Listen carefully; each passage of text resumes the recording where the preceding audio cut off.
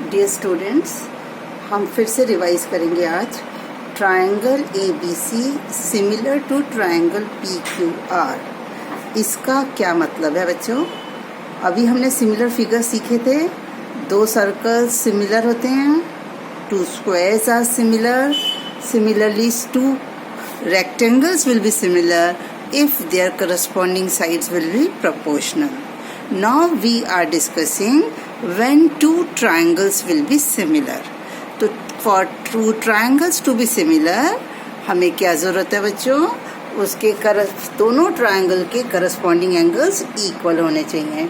If A is corresponding to P, then angle A is equals to angle P, angle B is equals to angle Q, and angle C is equals to angle R। और जब triangle similars हैं बच्चों तो sides का ratio word पर ध्यान देंगे। Corresponding sides का रेशियो AB का ratio upon PQ is equal to BC upon QR is equal to AC upon PR। तो जब हमारे दो ट्रायंगल सिमिलर हैं तो करस्पॉन्डिंग एंगल्स इक्वल होंगे और करस्पॉन्डिंग साइड्स का रेशियो इक्वल होगा। ये बात सबको समझ आ गई? अब इसी का रिवर्स सोचते हैं बच्चों। अगर हमारे पास दो ट्रायंगल्स हैं और उनके करस्पॉन्डिंग एंगल्स इक्वल हैं तो क्या वो ट्रायंगल सिमिलर होंगे? और अगर हमारे पास दो ट्रायंगल हैं, हमें एंगल्स के बारे में कुछ नहीं पता, साइड्स का रेशियो इक्वल है, तो क्या वो सिमिलर होंगे?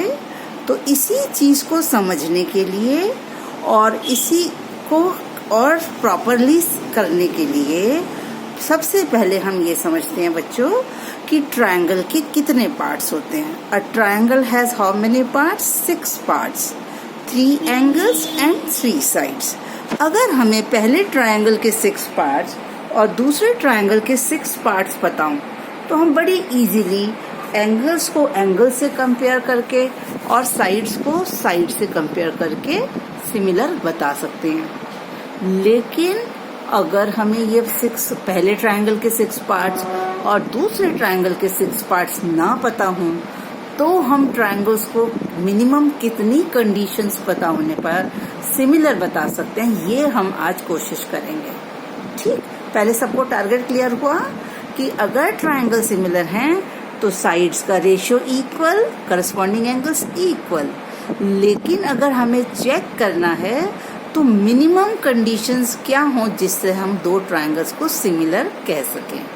तो this is criteria of similarity for two triangles.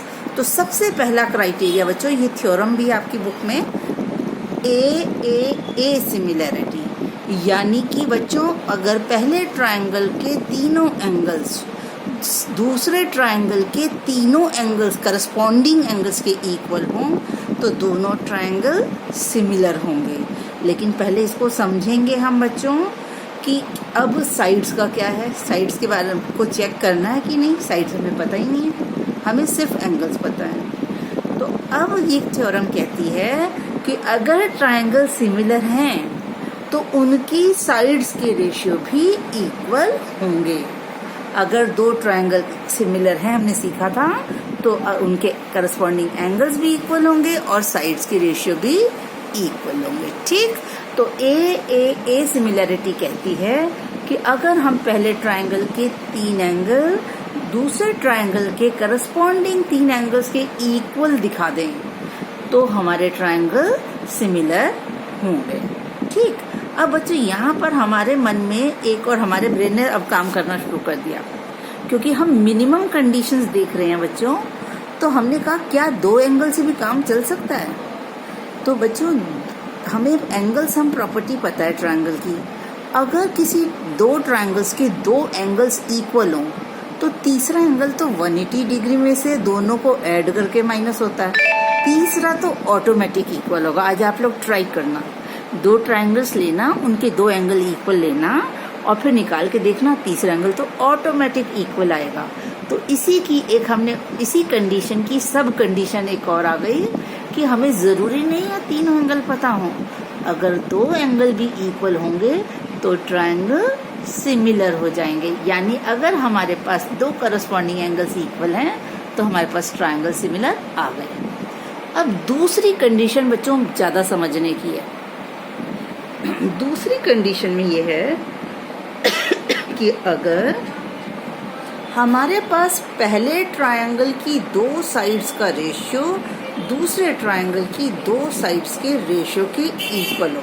For example अगर मैं यहाँ पर लेती हूँ ये वाला रेशियो AB/PQ और BC/QR, सिर्फ ये वाला रेशियो लेती हूँ। अगर मैं बच्चों ये वाला रेशियो लेती हूँ तो इनका इंक्लूडेड एंगल समझेंगे। AB और BC का इंक्लूडेड एंगल कौन सा है? B।